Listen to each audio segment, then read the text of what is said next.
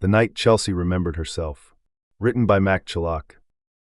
When Chelsea stepped into the bar, the air was thick with laughter, smoke, and the hum of too many voices.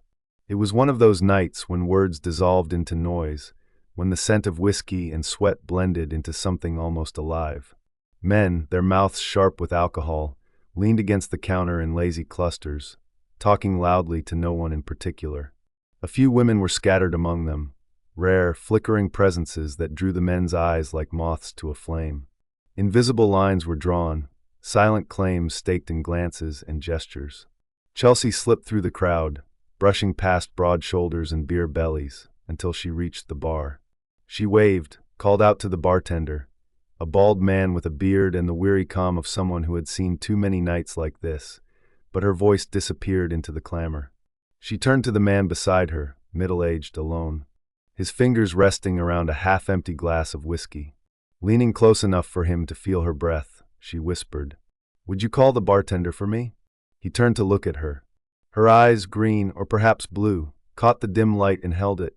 Before he could stare too long, he lifted his hand and called the bartender over. Chelsea shouted her order into the bartender's ear. The man beside her heard the words vodka tonic.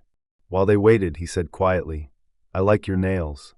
She smiled, thanked him, and talked about the soft pastel shades brushed across them.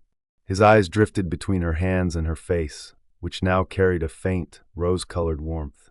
By the time the drink arrived, their eyes had already met again, longer this time, unhurried. The music throbbed through the air, pushing them closer. Bodies swayed and brushed. Hers found the outline of his without resistance. When the vodka reached her blood, the edges of the room softened. He placed a hand lightly at her back, and she didn't move away. Chelsea rested her head on his shoulder, her hair falling softly across his chest. The world around them, the noise, the crowd, the chaos, seemed to fade. There was only the nearness of skin, the rhythm of breath, the quiet pulse of something old and familiar. Then she whispered in his ear, her voice touched by confession. "This is the first time I've come to a bar alone since I got married. The first time I've drunk with another man." Something stirred in him, a mix of guilt, desire, and tenderness. He pulled her closer, murmured, "I'm glad you did." He kissed her cheek as his fingers brushed hers.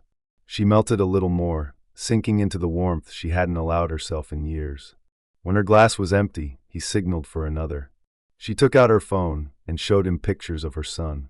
"I have a boy too," he said, "about the same age." She asked to see him, and he scrolled clumsily through a clutter of photos until he found one. Chelsea smiled. She began to talk about her son, her only real reason for being. About how she'd forgotten everything else since he was born, even herself. How she missed that carefree, laughing girl she used to know. "I came out tonight," she said softly, "to find her again." His eyes lingered on her lips, painted red and glistening under the bar's dim light. Maybe it was the bourbon, maybe it was something deeper, but he leaned in and kissed her. Chelsea froze. Then slowly she let him. Something shifted inside her, a pulse she hadn't felt in years. And when the kiss ended, she wasn't the same woman who had walked in. Her eyes were brighter, her lips softer, hungrier.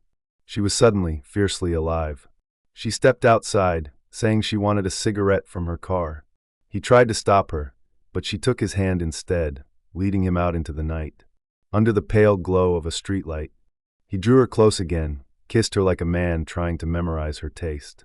She kissed him back this time, with need, with heat, with something dangerously close to joy. Then she pulled away, slipped into her car, and drove